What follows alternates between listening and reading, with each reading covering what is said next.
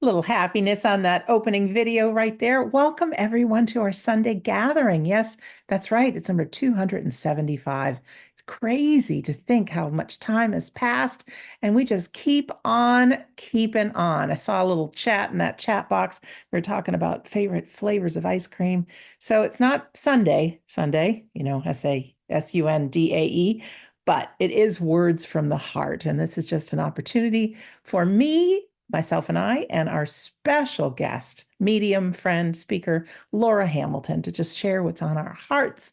We'll be following our same Sunday gathering theme, of course, and that really is with our opening and closing prayer, our reading, our healing segment, our address, followed by the demonstration of mediumship, some words for the week, some announcements, and yeah, just joining the two worlds. Now, we don't have to be here on a Sunday to have our friends and family in the afterlife join us. They are a consistent part of our lives. They can continue to learn and grow and explore in the spirit world, in heaven, whatever you wish to call it.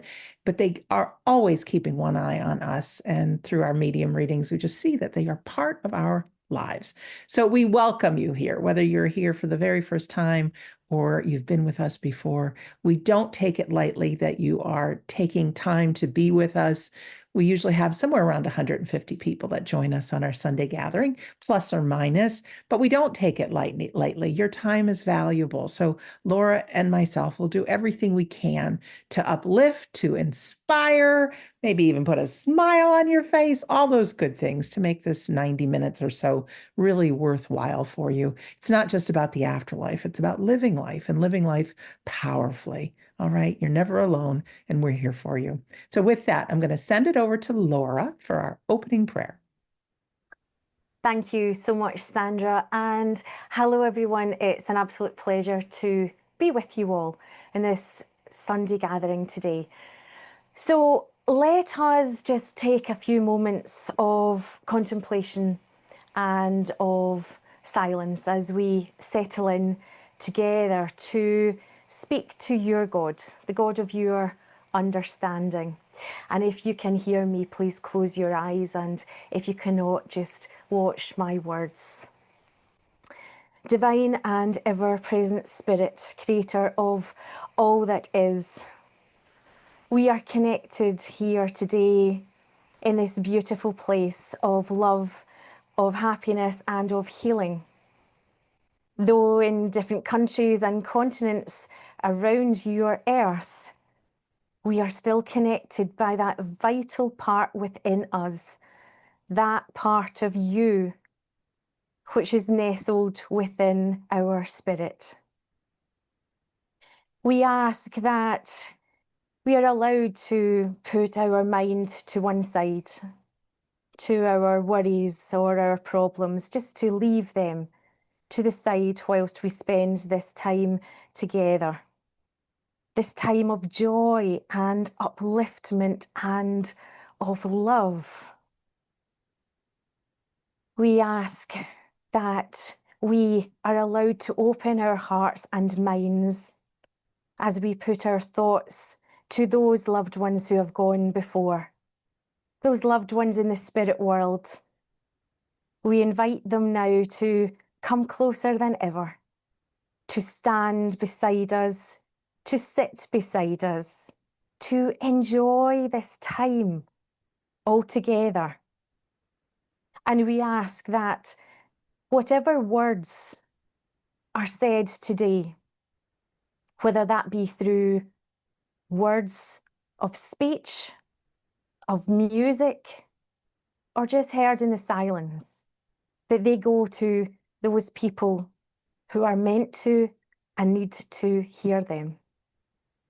And as always, we leave this gathering in your amazing, uplifting love. Amen. Thank you so much, Laura. Laura has picked all of our music today, and there's some new songs. I just love them. Thanks, Laura. So now the reading by me.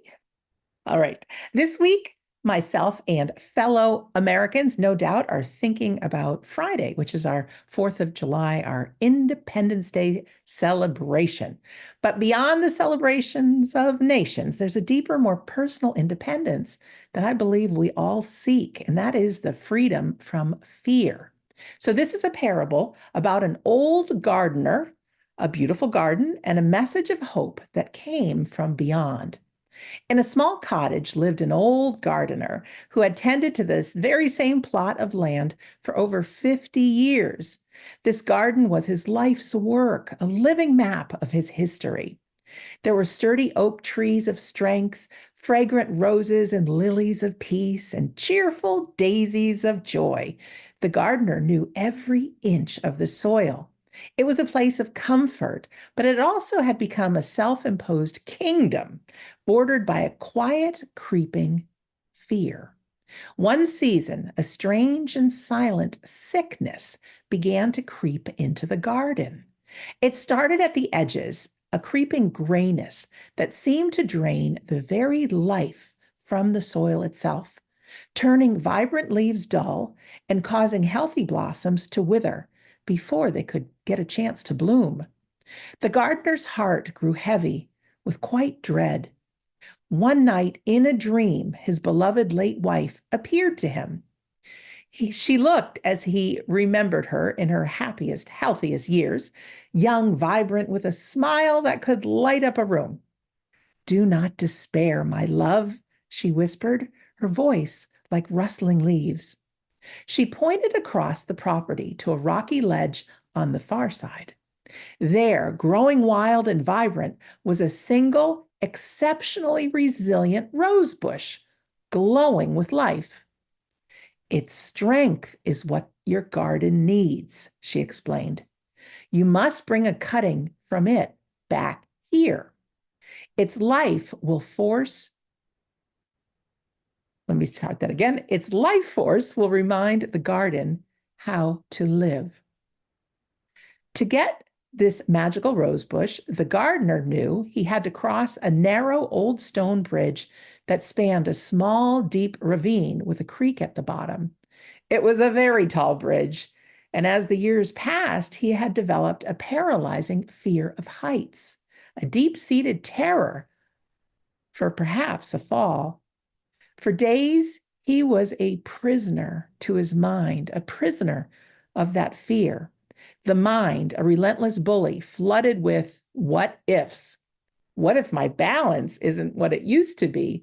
What if a stone is loose? What if I stumble and fall?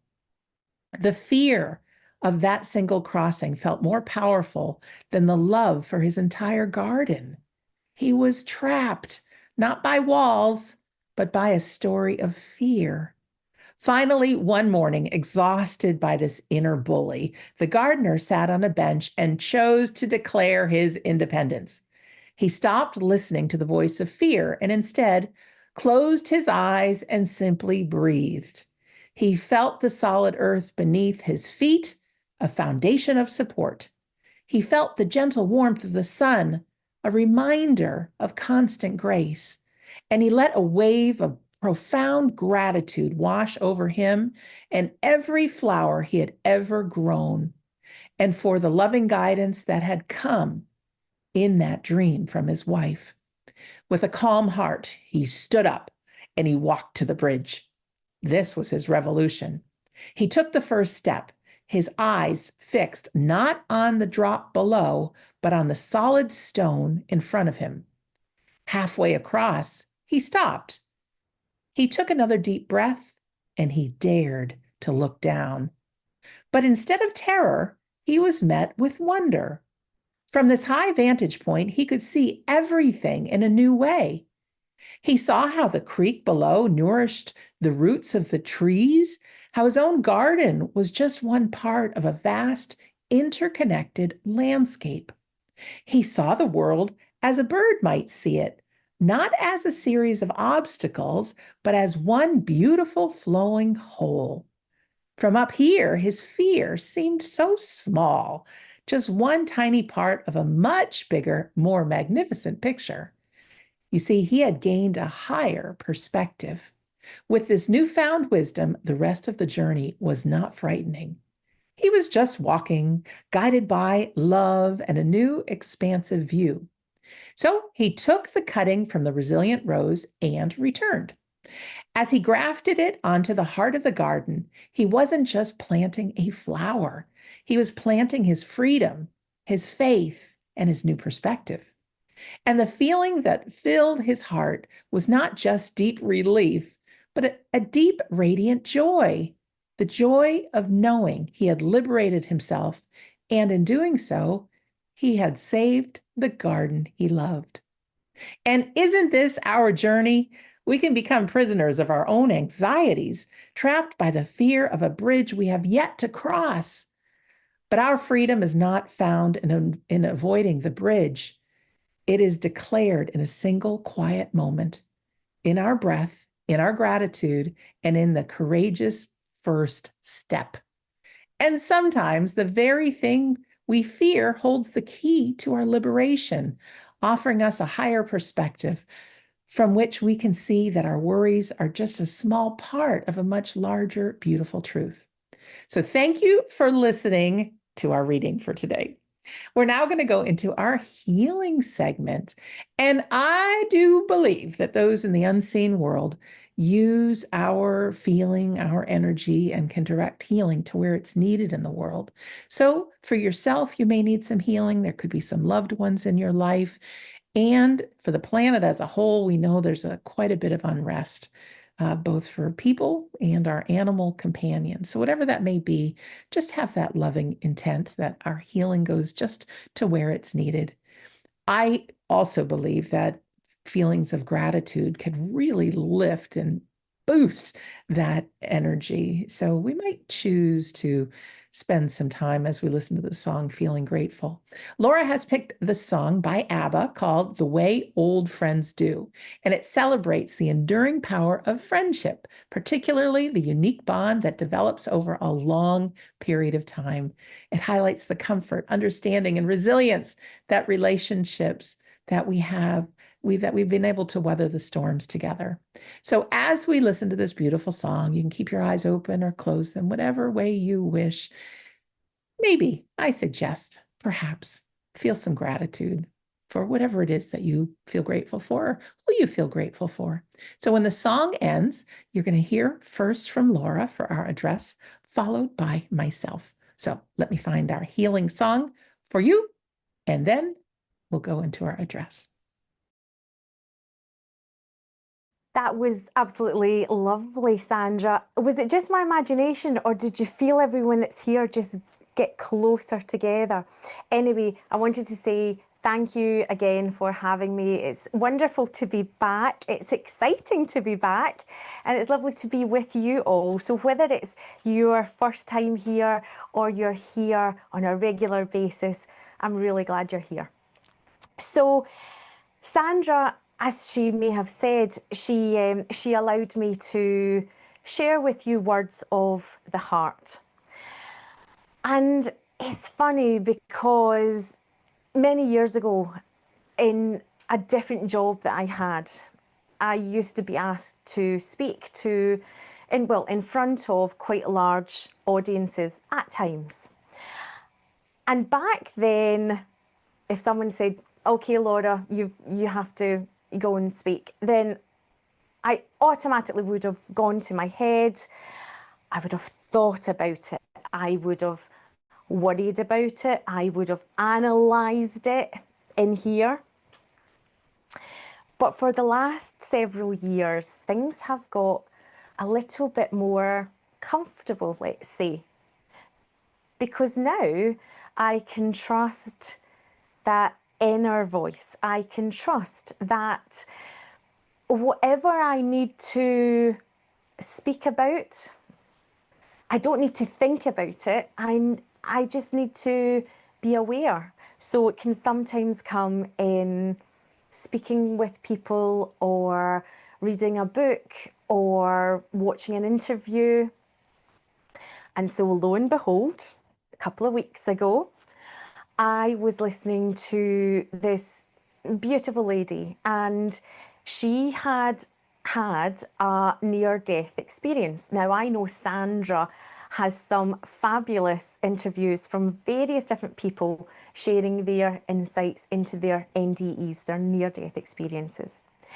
And so this lady was letting us know that when she had been dead, clinically dead for 6 minutes. And she came back and she shared with us that when she was over there, the spirit world told her something. The spirit world said to her, on earth, there are only 2 things you need to do, just 2 things. One is to breathe, which, yeah, I get, that's kind of helpful, yeah. The other is don't resist. Now, when I heard that, something within me lit up. It was almost like that little tug from the spirit world saying, Laura, talk about that. Someone needs to hear that. So that's what I'm going to talk about, because isn't it amazing that we have this inner voice, but how many times do we go to the head? How many times do we have a decision to make, a choice to make, and what do we do? Oh, well, I'll think about that. Let me take a think. And it's funny because centuries ago, us humans didn't think from our brain at first. Our first place of thought was our spleen. And it was only a few centuries ago, when the time of the Industrial Revolution, that things changed. And then we became conditioned to forget about that inner voice, to think from here. And so when I heard this, I thought, wow, how much easier could life be if we just took a minute just to go within to think. Now, I know thinking has its place, don't get me wrong. But how many of you, whether it's a big decision or a not so big decision, how many of you have taken a decision and you weigh it all up, because you go to the head and you analyse it, you maybe do a pros and cons list. The logic is all there. The logic is saying, choose A. But there's a little voice within you, that splenic thinking, that's saying, no, B, B. And so we look at the logic many times. And how many of you take that route, then you realise that, nah, this wasn't the job I wanted, or this wasn't the home I felt comfortable in. And then we go on that journey, always being pulled back with our soul to say, you should have picked this one. And sometimes, often, and sometimes it can take years, it comes back. And then we can make the choice that our soul, our higher self, our inner guidance was telling us all along. Now, don't get me wrong, I don't believe in any wasted time. I know that if you choose to go down a certain path, then there's certain benefits of that. There's certain experiences that maybe you need to go through. But getting back onto that soul growth, onto that soul journey, it just makes you feel so much better, so aligned. And it's strange because even as children, we are taught now to think from the mind rather than going within. I remember, and I'm sure many of you do, when you were young, say 10, 11, 12, and people would say, hey, what do you want to be when you grow up? I don't know. But you were expected to have that all worked out, all planned out, because then people would then say, got to have a think about that then. So even now, when we come across choices, challenges, we're still told you need to have a think about that. So hearing these words that's been brought back from this lady with this near-death experience, for the spirit world to say we only need to do two things, to breathe and to not resist. Doesn't that take the pressure off? Because we all know deep down what's right for us, what we are aligned with, and what our path truly is. So maybe this week we can all try that. See how much easier it is just to breathe and not resist. Back to you, Sandra. Thank you so much, Laura. It's interesting how the spirit world works because I'm talking about something different, but it blends right in today. So thank you for that. Well, with me and with our reading, talking about that freedom from fear, I had an experience this week that was weird. I get my hair cut, go to the dentist, we have regular checkups, and I had an appointment this week that was no big deal. And for 2 days before, I went and I had like this anxiety over it. Like, what if something bad happens? What if I get some bad news? What if I'm not as healthy as I think I am? Right. And I'm fine. All is well. But I had that fear and that dread and that anxiety that showed up out of nowhere. So I started thinking, and I'm with my mom here, who's 83, and I've noticed, not with her, but also some other people, not only do our thoughts become on loudspeaker when we get older, but there's this worry that begins. And I saw it with my grandmother, who just worried about everything. And it's really interesting because I don't know if I'm hitting that age, could be, or it's just by nature of the last 5 years, I've been rather housebound, whereas before that, I was traveling all over the place with our catering business. So I don't really know what was the cause. And the cause, I don't think is the thing to deal with. It's more about what we can do to be responsible and to break free from those fears. So this Friday in America, we're celebrating our Independence Day, and it was the 4th of July in 1776 that our founding fathers declared independence. Now, the thing is, they didn't get independence just because they declared it. They had to fight. And it was a bloody Revolutionary War. Much time passed before our nation became free. So I think for declaring independence from freedom, or declaring independence for freedom from any fears or anxiety, we have to recognize it first and declare it. There's something funny, as some of you know, that I have a ton of bird feeders on our land, just a lot.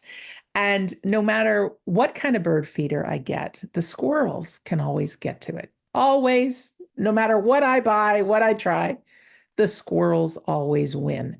So this past couple of weeks, I have my new mantra that Sandra always wins, just like the squirrels. Like, I'm going to figure out a way to blast through whatever stops me. So I had a look at this anxiety, realized that it wasn't real at all. And like, I had a fine appointment, right? So I want to just give some tips and tricks if anybody is dealing with any kind of uncertainty, fear, etc.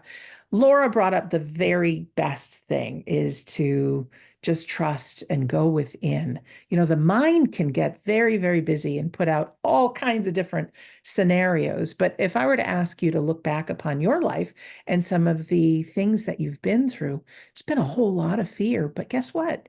You made it through.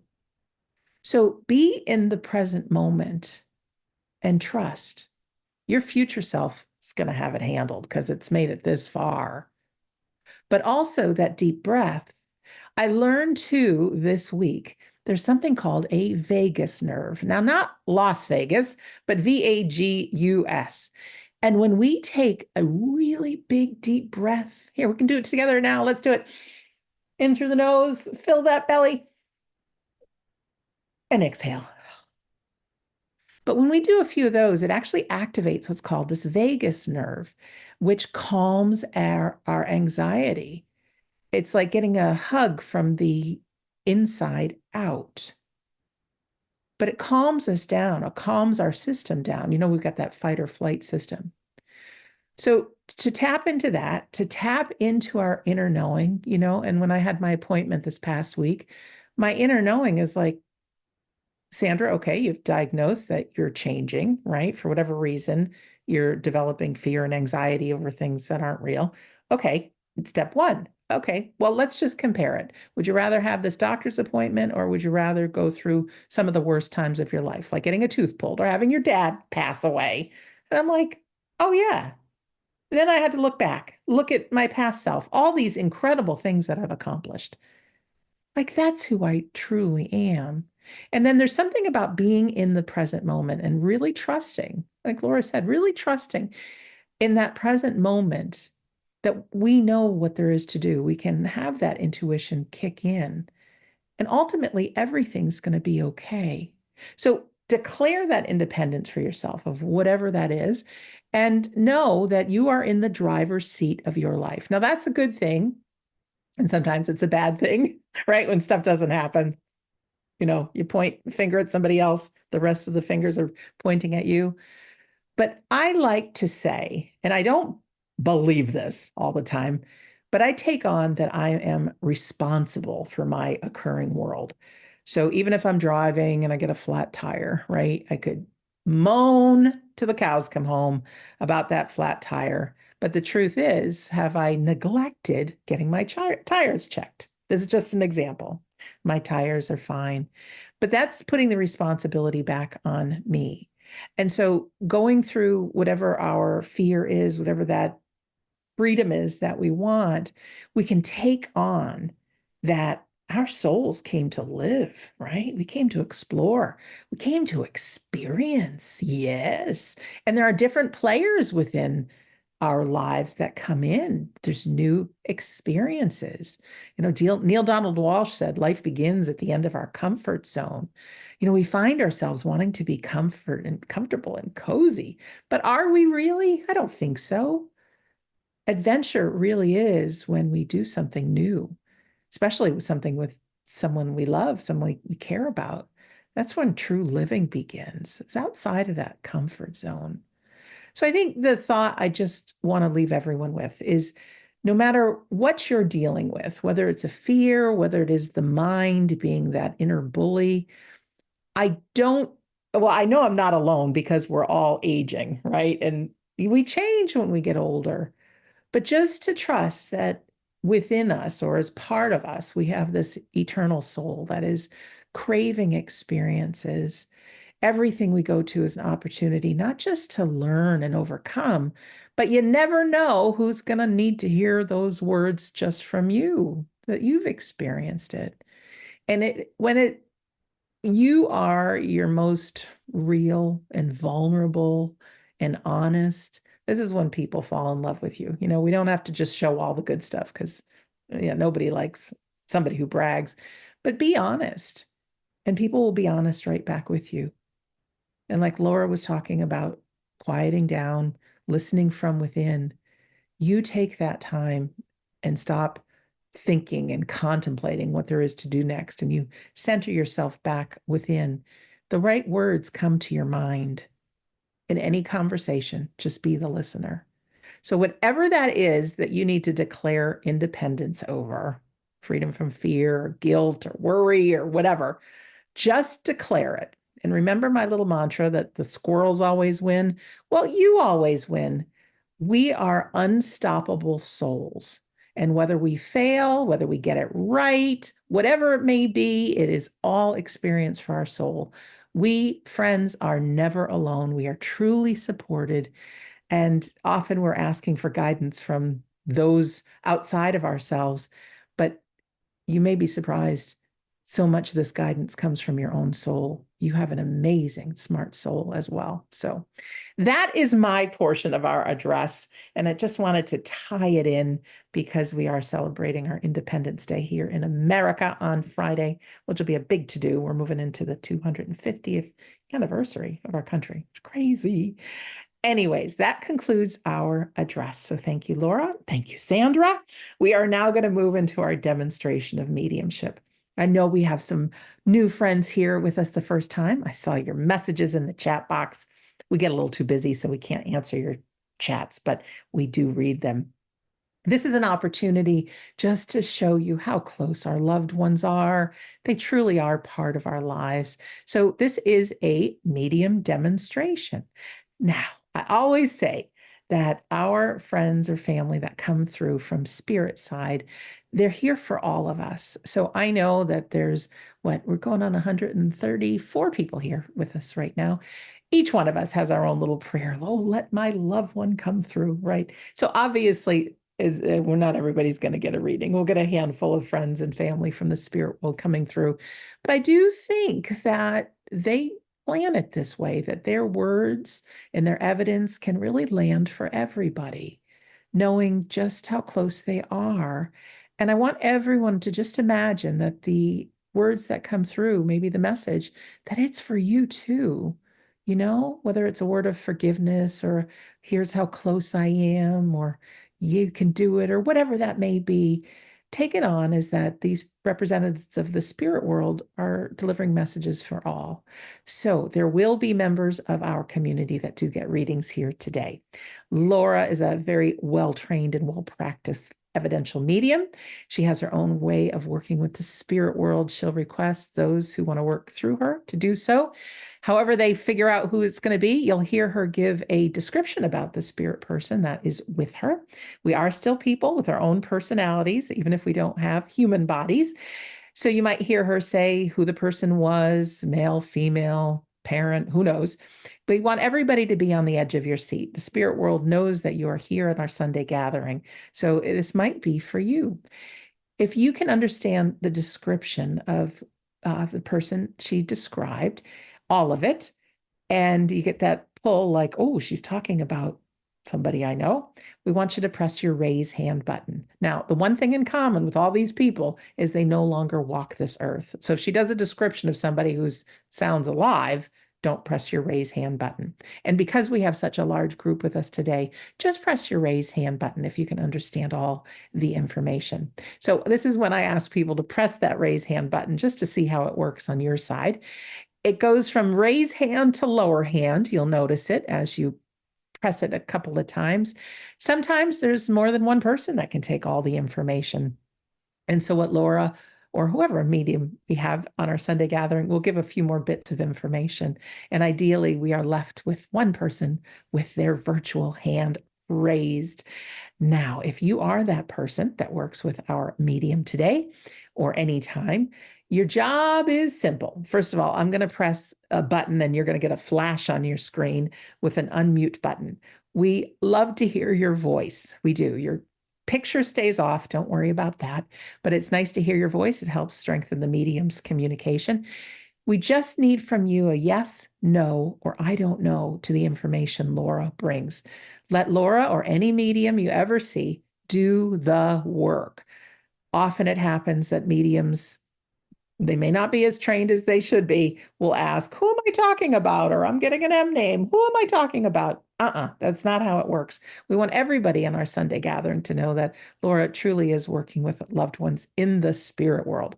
So to the evidence she gives, just say yes, no, or I don't know. Please don't feel bad if something doesn't match. Be honest. No simply means new opportunity. Okay. And that's how it works. And to everyone else who doesn't get a reading, please pull these readings towards you. I get so much out of these readings. I do. We like to play a feel-good piece of music before we go into our demonstration. So we're going to do that now. Lovely song I've never heard of before. It might be new to you, but it's filled with energy. So we're going to play that song. If you want to just cozy up and think of your loved ones all looking healthy, well, happy, they're proud of you. They're telling you they're with you. And just have them right here in the room with you because they already are. And then we'll have our demonstration. So let's play this video like our music videos. These are some great songs today, Laura. Thank you. You're very welcome. I hope you all enjoyed that. It's such a feel-good song, isn't it? So I just wanted to say thank you again, Sandra, for inviting me back. It's an absolute pleasure, an absolute delight to be here with you all. So my name is Laura Hamilton. I am your medium for today's gathering, 275. Wow. So yes, if you have just joined, then a very warm welcome to you. And if you've been here all the way through, wonderful. It is an absolute pleasure to be with you all. So, as Sandra has said, let me do the work for you. Now, I'm not here to look good or be right. My job here, and this is important, my job here, and it's the job of every medium, is to not have ego or to, as I say, look good. It's to bring such connection with your loved ones to you, to get it that you have no doubt that your loved ones are connecting with you. So that's the important thing. So as Sandra said, if it's a no and I say something that you don't understand, just say no, because I want you, without a shadow of a doubt, to know that your loved ones are here at this moment. So as I say, if we end up working together, just say yes, no, or I don't know. I know how exciting it is when you hear from a loved one that you want to tell the medium everything. But don't, as I say, just let me do the work for you. All right, so, so I was wondering who was going to start talking first, but I know I have a gentleman here. All right, thank you. I know this feels like Dad. Now I'm being drawn to the Carolinas of the States. I'm being drawn there. I know that, and let me see. I know that this gentleman had, I don't want to say a small holding, but there was land of some kind.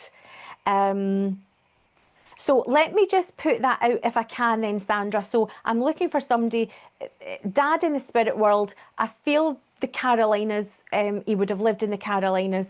So yeah, if we can put that out just now, if that's okay, Sandra. Absolutely. All right. If you can understand that information, go ahead and press your raise hand button, please. All right. We have Sherry with her hand raised. Hi, Sherry. Hi. Hi, Sherry. So just to check, so you understand that you have Dad in the spirit world, that he would have lived in one of the Carolinas, Yes. but there would have been some kind of small holding in a countryside setting. Yes. Perfect. Right. Thank you. Now, all right. Now, just as Dad steps forward here, even closer, I know that what was important to Dad was he looked after what he had. And when I say that, I mean sorting things out on his property. So I know he was very good at fixing fences and such like. Would you know that? Yes. Okay, that's fine. I want to say, don't want to be cheeky to Dad, but would you understand though that he could be a little bit stubborn at times? Yes. Because he's just coming in here saying, because he's giving me the feeling that he could pretty much do everything better than everyone else, even tradesmen. Yes. Yes, okay, that's fine. And I know part of this was about saving money, more so it was about pride. Yes. I know as I ask him to step closer, and I know this is for many people, but I do feel this strongly, that his family were everything to him. And I know he must have done certain things for you that surprised a few people. Yes. Thank you. Because it's, and okay, and just as I say that, these things actually surprised you as well when he did them. It did, yes. Yes. Now, he must have taken you to some kind of dance or some father-daughter, oh, I was going to say ceremony, but this does feel like something where dancing was involved. Would you understand that, Sherry? Yes. Right, thank you. Oh, the amount of pride. All right, I know the amount of pride that's coming from him here. Now, I'm not getting it as yet, but there must be a song that you hold very dear that played as you danced with him that you still always think about. Not sure. All right. Well, I know he's making me very aware that there must be songs. And if I've got that wrong, that it was songs you danced with him with, forgive me, but there must be songs that you shed a tear to when they play. Yes. Right. Because he wants to take me back to days gone by, to precious memories, to you sitting and listening to this music, which I want to say can comfort you, but also sadden you. Yes. Okay. Now, I know Dad was a little bit of a joker at times. Yes. And I know that he would quite like to embarrass people. You would know, you would understand that. I do. Okay, because I know that as I started talking there about sad songs and memories, he really wants to come in and now he must. No, okay. No, I don't know. Okay, because it's almost as. Let me just see here. There must have been memories of him play fighting with yourself. Mm, And if it he would wasn't make with, this, yeah, he would make those motions. right, oh, okay, this is the thing. Because it's almost as if he wants to, I know, sorry, I'm interrupting myself here because he's got a lot to say. I know that he wasn't good with his emotions. He wasn't good talking about feelings and mushy stuff, he's saying. Exactly. Okay, so I know that at times when people needed a little bit of love or encouragement, he wasn't the type of dad or man to give you a big cuddle. He was almost the type of dad to go, come on, keep it going, that kind of thing. So almost to G you up. Would you understand that? Yes. Right, that's fine. Now, he wants to go back here. I know he's referencing people who used to help him on the land, no, I'm going to say not on the land, but with the house. You would understand that, almost the getting the things. I know he was very independent, but there must have been a time where he couldn't do the fixing that he needed to do. Correct. Yes. Right. And I know that, but these people weren't paid. These were volunteers that stepped up. Yes. And again, he's coming through with such love and such gratitude. I also know that he was the type of gentleman who would have gone out of his way to help others.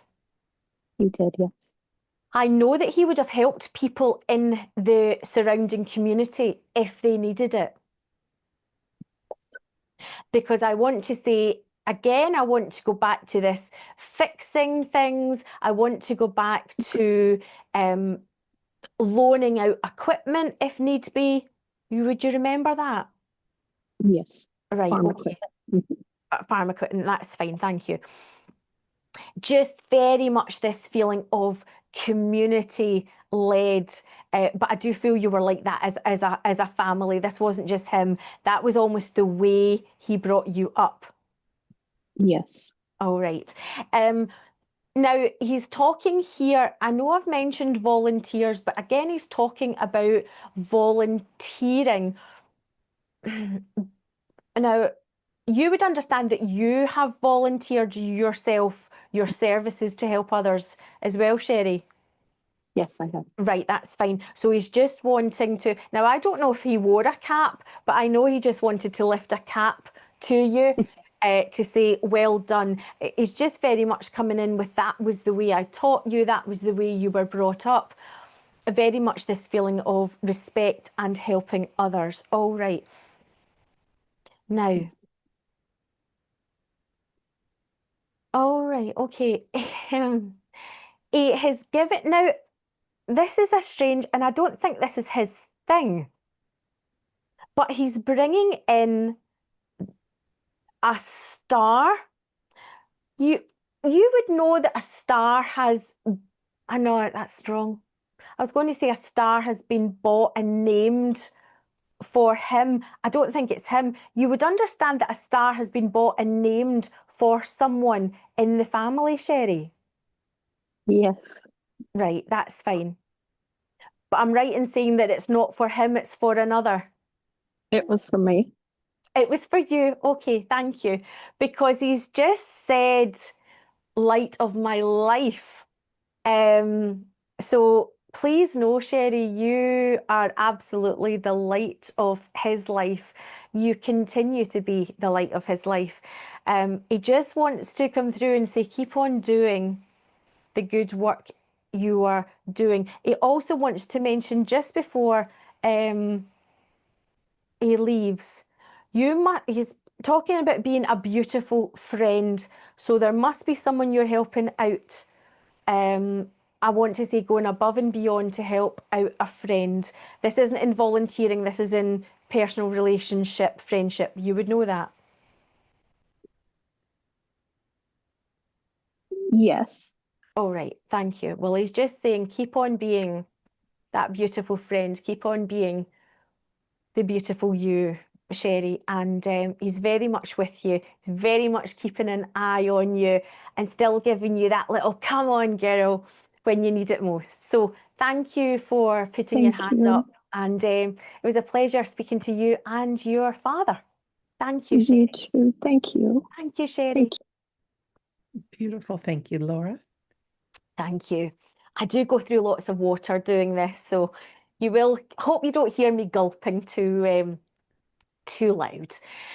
All right, so, oh, okay, right. So we are going now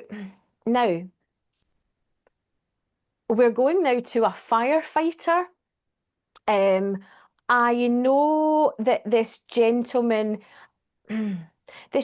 feels as if he was a volunteer firefighter. It does feel as though he did then become a firefighter as profession, but I know he was a volunteer firefighter. This actually feels like husband to me, husband or partner. Um, right. Can I just put that out then, Sandra, if I can? Firefighter that was husband or partner, please. Thank you. If you can Thank understand you. that information, please press your raise hand button.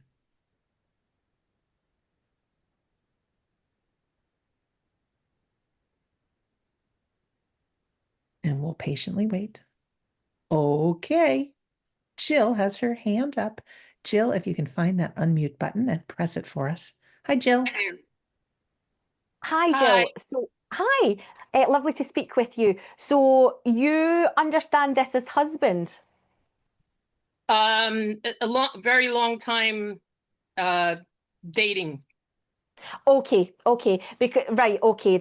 I'm glad you said very long time, because if it wasn't husband, it had to be partner rather than just a boyfriend of sorts. Okay, so I know that as he comes in, I want to say he must have had you really swooning at times, Jill, because he's coming in here with a real feeling of being a real hero. Yes. Okay. Now I know that this gentleman, I know that he looked after himself. I know that it was very important to him to be physically fit. But I want to say he must have done weights and things like that also. Not really. All right. So if the weights weren't correct, would you understand him as being physically fit though? Yes. Right, that's fine. That's great. And I know that he had such an enthusiasm for life. I want to say it's almost as if he saw the excitement and the good in most things. You would know that. I think we got the wrong person. All right, so that's not him. Okay. I will say he's Irish, so that I thought that would be a good reason for him to come through with you. All right, okay. Yes, I was having the Scotland Ireland connection. All right, okay. Well, let me just check for a moment. Can I just check? Sorry, Jill, if you can just hold on a second. Does Yes. anybody else understand the information I've given out, Sandra? Thank you, Laura. Anyone else take that husband, partner, firefighter? Press your raise hand button.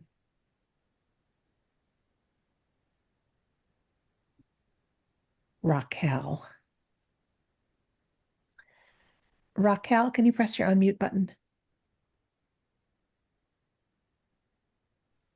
Hi, Raquel. I think I pressed it by mistake. Sorry. Okay, it's no problem. Okay, right. Let me just then go back here because I just want to check in. Right, okay, so you said that he wasn't, because I just feel this enthusiasm. You would know that he had an enthusiasm though for life. Yes. Right, okay, because I was maybe just picking that up because I just felt this just enthusiasm for life, and I know it's almost as okay. You must know the name of Lisa as well. Yes.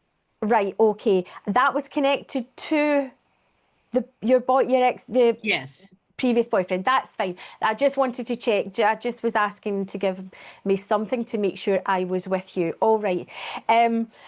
Now I know that he must. Why is it that it always comes through to be with music and dancing? I know he must have taken you dancing though, Jill. No. All right. Well, okay. Right, let me just work out what this is then, because I just feel as though, right, well, if that's not correct, you must have wanted to go dancing then and he didn't take you. Sure. Right, okay. Because I know that my image here, as he comes a bit closer, my image was important to me. Would you understand that, Jill? Yes. Yes. Right, because it's almost as if I'm too cool for dancing.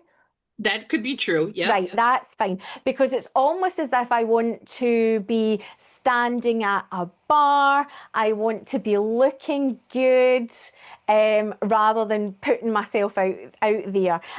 Yes, I know, absolutely. thank you, that's great. I know that there was a bit of a suaveness with him as well, Jill. Absolutely. And I feel that he could charm, I don't know if this is a UK expression, but he could charm the birds out of the trees. Yes. Right, okay. Very charismatic. Yeah, right, thank you. Because I just feel, oh, okay, right, okay. I know that he wouldn't have let you stay mad at him long. Because I I think just, so. yeah, because I just feel as though when he didn't do maybe the things you wanted him to do, now I just want to say he must have had at times, I don't want to say a roving eye, but I know No, he. Can you understand? Going in the right direction. That's Yes. right, thank you. I didn't want to say he's got a roving eye. Because I know it's almost as if, and again, we're coming back to this being charismatic. It's almost as if he would have chatted to lots of different people. Right, okay. Now, I want to say that this must have been a very sudden passing, though, Jill. Yes. Because I want to say, not that anyone expects anyone to pass, but it was almost such a shock to everyone of his passing. You would understand that? Somewhat. Okay. Right. Now, I know, just as I took a drink there, I don't know if you've ever had Guinness. I hate Guinness, but I know he must have liked a pint of ice cold Guinness. Yes. Right, okay. And I want to just wipe my lip because I know that at times, and it would have been a funny things when he would have been left with a white foamy moustache. Yes. But but he's just referring, I don't feel that was with him. I feel that was with you. You've had the white foamy moustache when you tried it. No, I no, but No, he all right. one of the things I admired about him most was his mustache. Right, okay. On top of the Because beard. Yeah. right, Yeah. okay, thank you. Because it's almost as if when I take a drink, I just want to wipe that white froth I loved off when he of. did that. I loved when he Right, did that. that's lovely. That's what he was trying to. That's what he was trying to do. Because I know there was a little bit of a cuteness with it. He's just very much bringing in that feeling of, yeah, but I did it because I knew you liked it. There you go. Again, just coming in with that little flirtiness with you, Yes. Jill. Yes. He's certainly not changed, has he? So now I know as well. He must have been a big animal lover. He had a few pets. Right, okay, because it's almost as if there was a real connection there. But he also must have quite enjoyed going out with the boys, going out with the lads. Yes. Okay.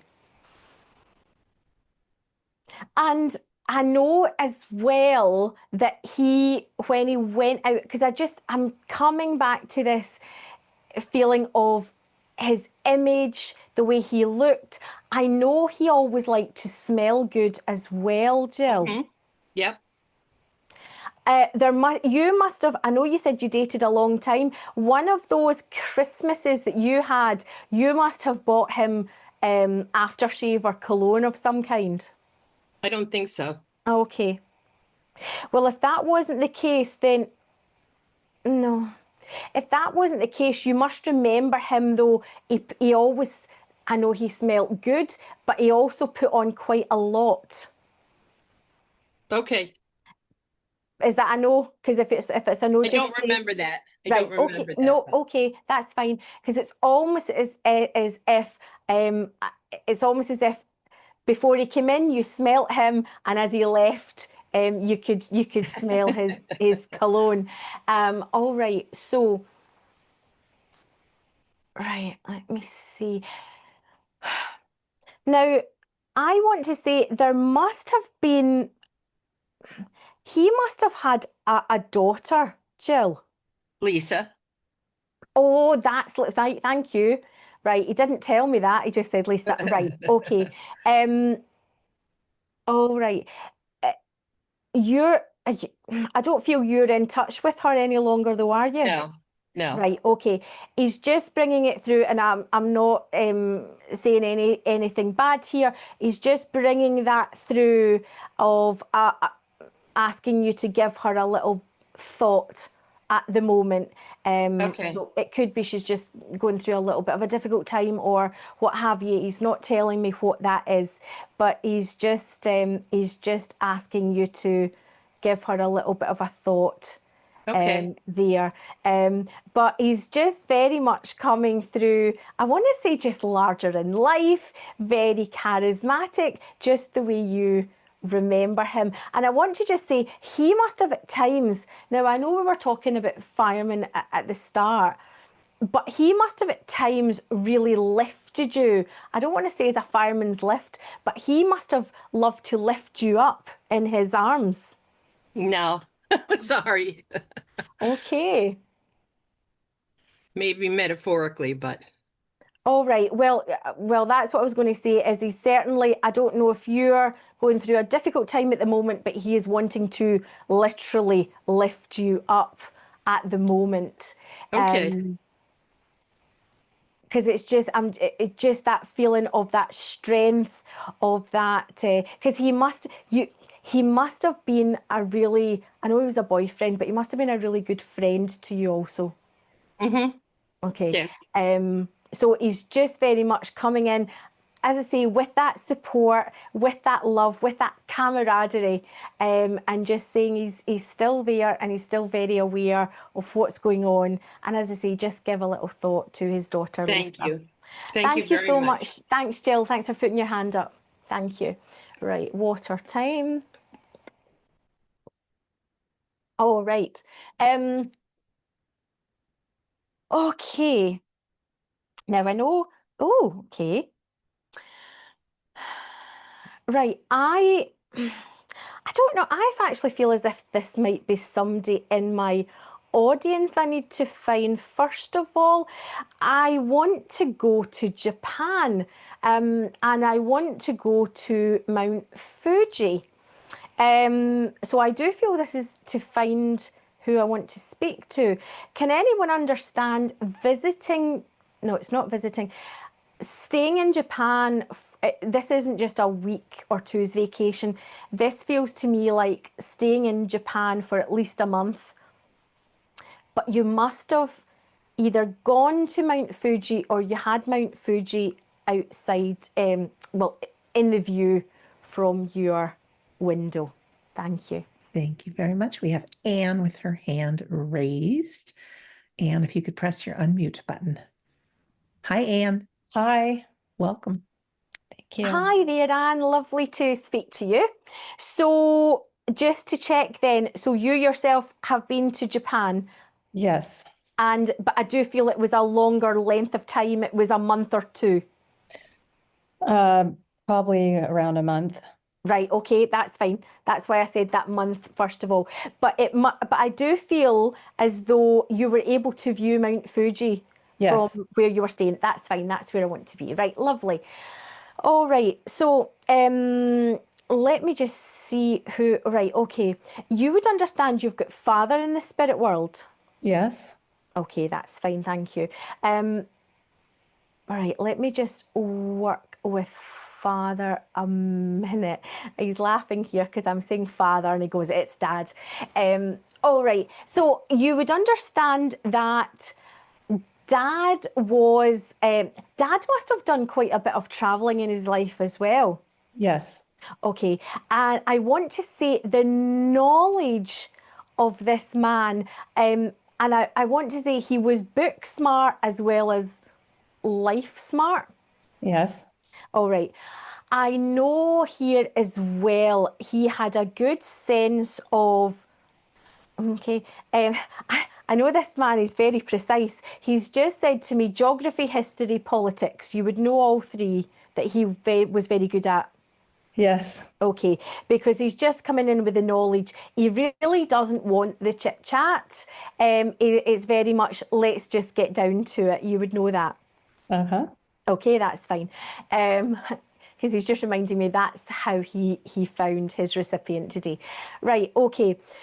Now, he must have spent time, because I feel as though he would have been on different continents over his lifetime. Yes. Right, because I want to talk. He must have gone to Asia as well, though. Yes. Yes. Right.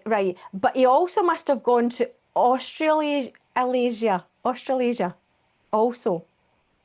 So he Not must, not Australia. right. Wanted But to. right, all right, okay.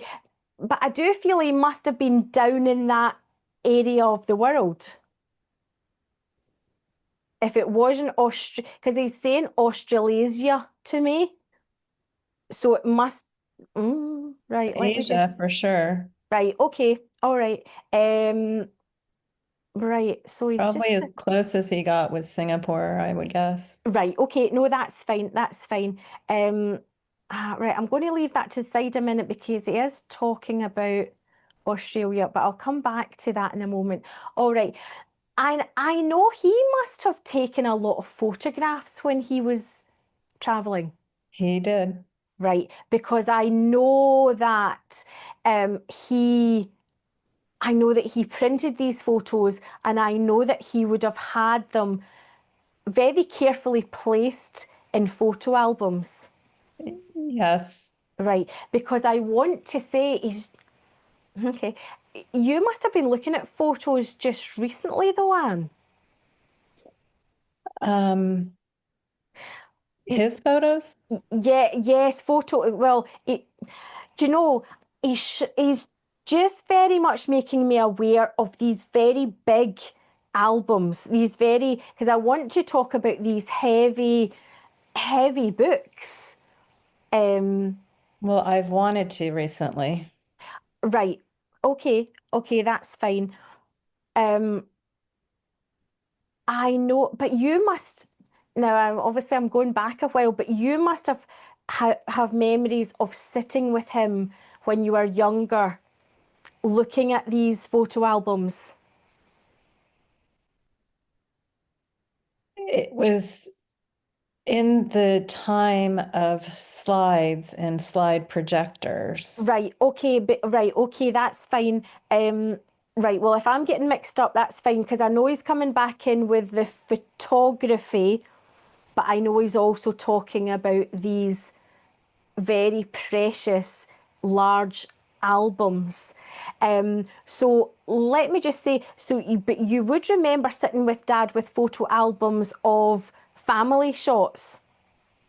We had, yeah, one in particular that I remember. Okay, that's fine, because I know it's almost as if I want to say he's delving into these wonderful memories. He's very much making me feel as though it's memories that have been forgotten. Also, right, let me just see where we're going here, because I know I want to come back to his photography that I mentioned at the start. He must have had quite a lot of camera equipment. He did. Right, but he must have had, I want to say, his own room or his own study where all the photography was done. I'm not sure. Because I don't feel that the cameras and the albums were in a living room and a sitting room. I do feel he must have had an area of the house where these things were kept. It might have been.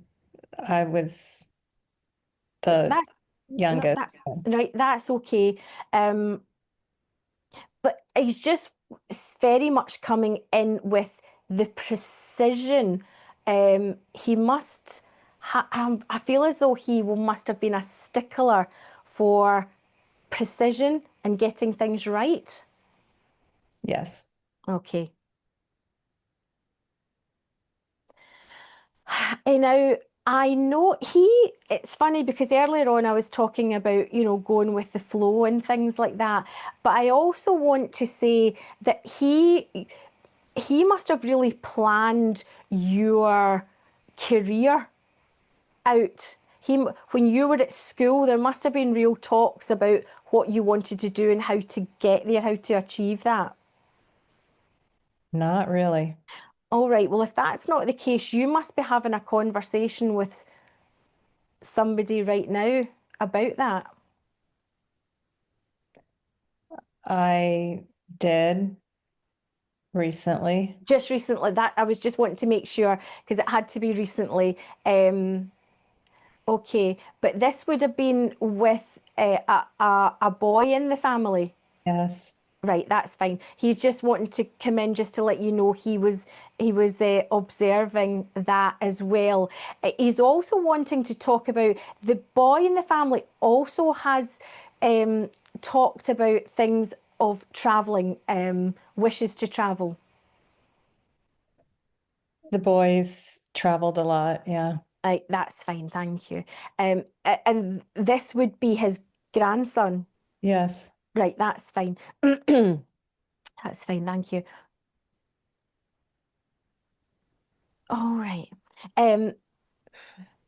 I know that as I took now all right, there must be some, I don't want to say a book.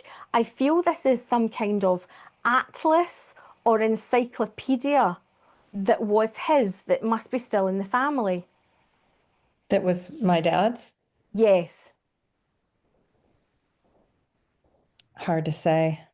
Okay, because I just want to go back to this again, this very big, heavy book, this book of learning, this book of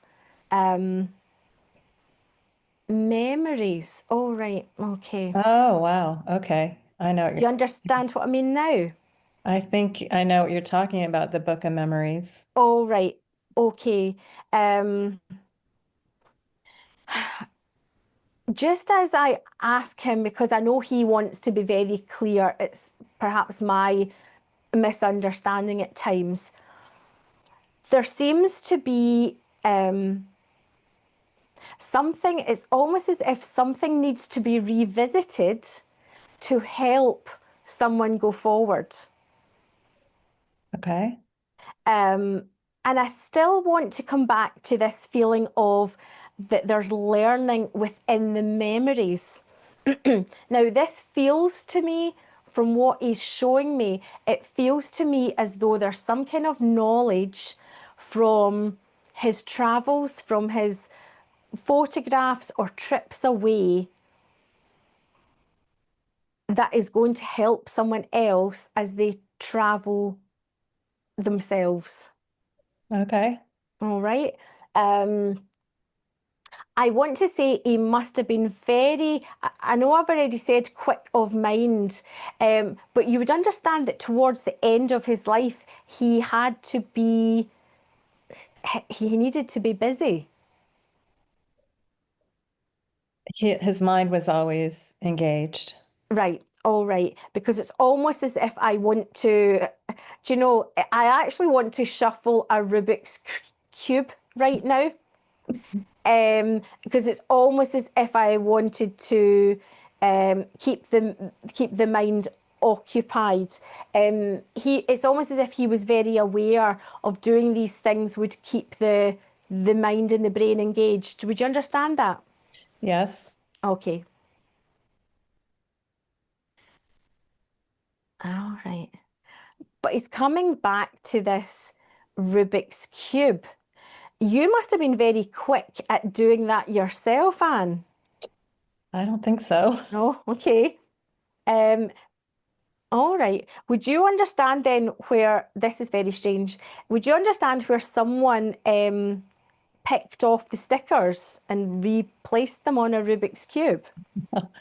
I'm not aware. Right, okay. All right then. Maybe I'm on to my next contact. I don't know. But listen, Anne, thank you very much for putting your hand up. Your dad is very much still with you and encouraging you as well to, again, revisit those things that he shared with you because I still can't get away from this feeling of that is going to help someone else It's almost as if it's going to open their eyes to something. So I'll leave that with you. And if I can, leave your dad's love with you. Thank you. Thank you so much. Thank you. Thank you. Laura, do you want to do one more? We could squeeze in one. Okay.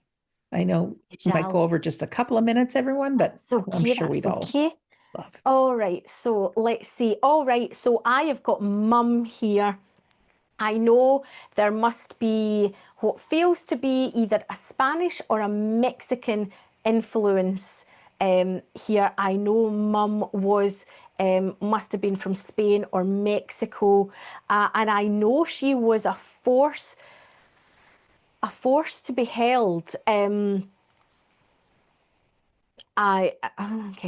Let me just see here where we're going. I know that she didn't take any prisoners. I know that she's very straight talking. If she had something to say, you would definitely hear about it. So can I just put that out, Sandra, and see where we go with that? Absolutely. Who can understand this information? Press your raise hand button.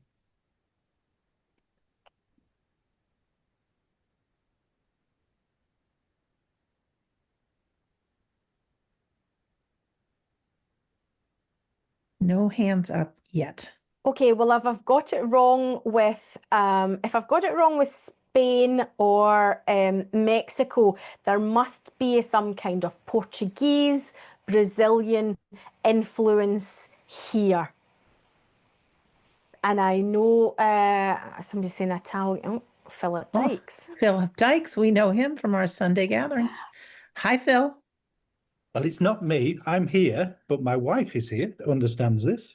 Hello, I understand the information and I am currently in New Mexico.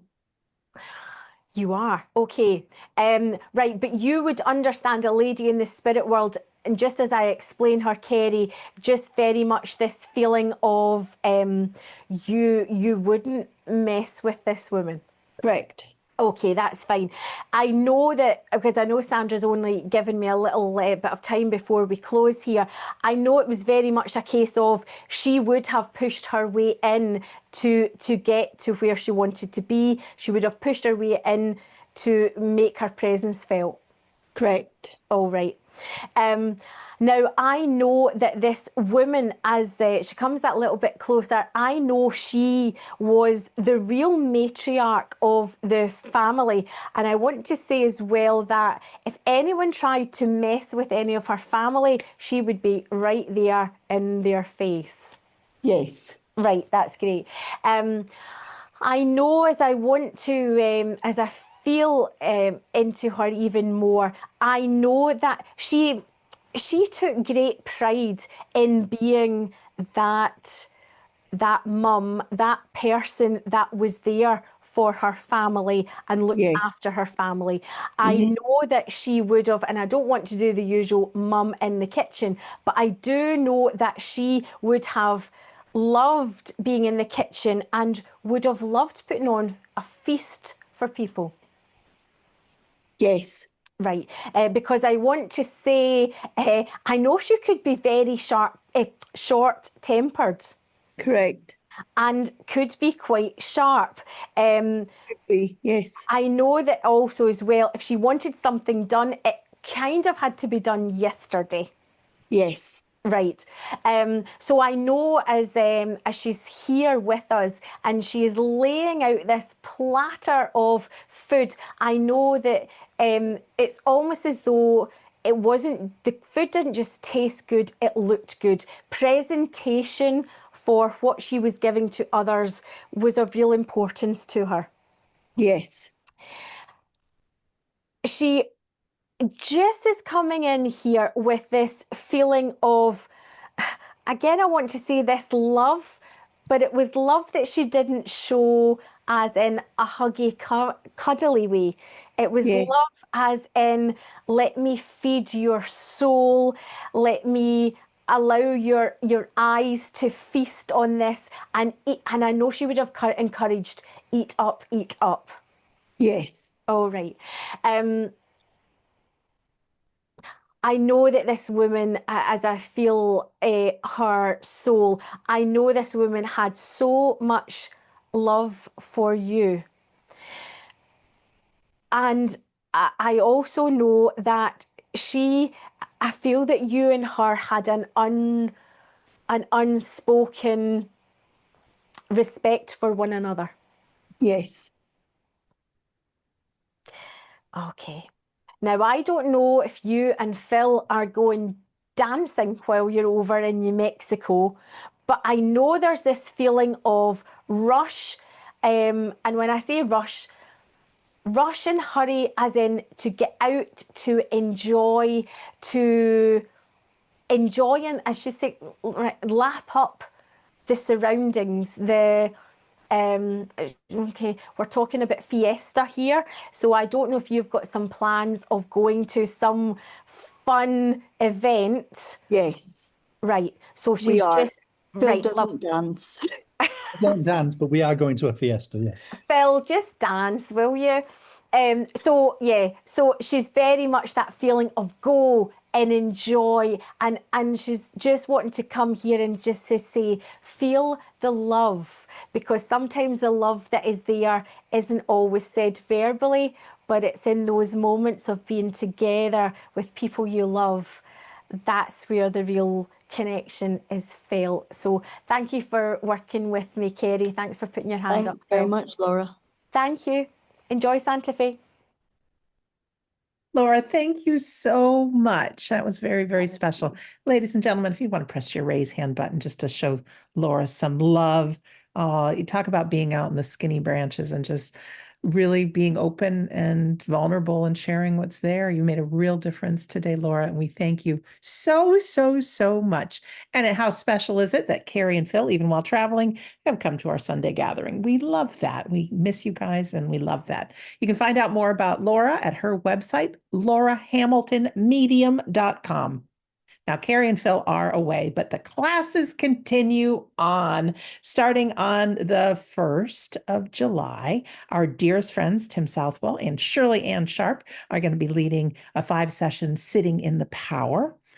And then on Thursday, there's going to be 5 2-hour sessions for awakening your spirit connection. So Tim and Shirley Ann are longtime mediums, and they are sharing Carrie and Phil's style, our classes for July, while Carrie and Phil are away. Everything is recorded, so you can join live. You can watch the recordings. You don't ever have to want to be a medium to do this, but I tell you, they're so special just to understand how the spirit world works with each and every one of us, those gentle things. And like Laura was saying in her address, just take time to get quiet and centered, and the voices come. So it's a great experience. So you can find all of that at Carrie and Phil's website, mymediumship.com. I also have a link to their classes and website at wedon'tdie.com. Our friend Scott Milligan is in Australia right now, and he'll be back with us mid-July, and we'll start our trance and the altered states class, and then also our demonstrations, trance demonstrations in the arms of eternity coming up. And then next Sunday, we will have medium Chris Jacobs will be back with us. So we're excited about that. So much more. You can find it all at wedon'tdie.com. Just click on the store page. You can register actually for the next several Sunday gatherings. Also, if you don't yet have a copy of my book, at the main page at We Don't Die, just enter your name and email address at the bottom of the page. It says you get the first few chapters. It's the entire book. I'm very passionate, especially about chapter 10, how to survive grief, because I know, unfortunately, it is grief that joins many of us looking for answers. But you can see that our loved ones are perfect, they're whole, they're complete, they're alive, they still have that sense of humor, and they are with us and part of our lives. So I want to do just a quick shout out to our friends that have made our Sunday gathering possible. Those are you folks who have donated. We thank you. Yeah, it's expensive running all this behind the scenes, but you've made a difference. So if you ever want to donate, great. If not, that's fine too.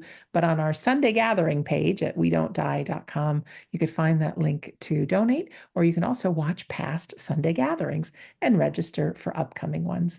So the last thing I want to say today is as we in America are going into our Independence Day, we can all declare that independence.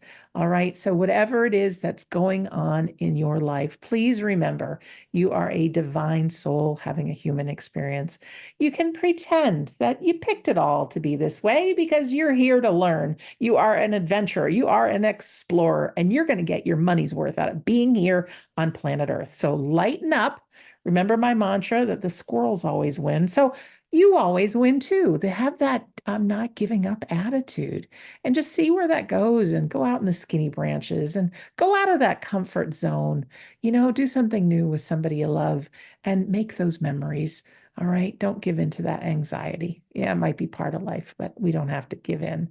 So that's it for what I need to share. I'm going to pass it over to Laura for our closing prayer. And Laura's picked one other great song to close out today. Over to you, Laura. Thank you, Sandra. And I just wanted to say again, it's been an absolute privilege and a delight to be with you all in this Sunday gathering. I know it's such fun, isn't it? We always have fun, don't we, Sandra? We always have fun together, and it's just been a beautiful thread that has gone through the whole gathering. I was just trying to read all your lovely messages there, so thank you from my heart to yours. So let us just take a moment now, again within the silence, just to close your eyes if you so wish, just to say to Heavenly Mother, Father, God, thank you so much for bringing us here together today, together again, but to remind us that although we are not sitting in the same Zoom room, we are never apart, and we're also never alone. For the loved ones that have came forward today to give their messages or their memories of love and enlightenment, we are filled with so much gratitude for everything you are and everything you still are to us.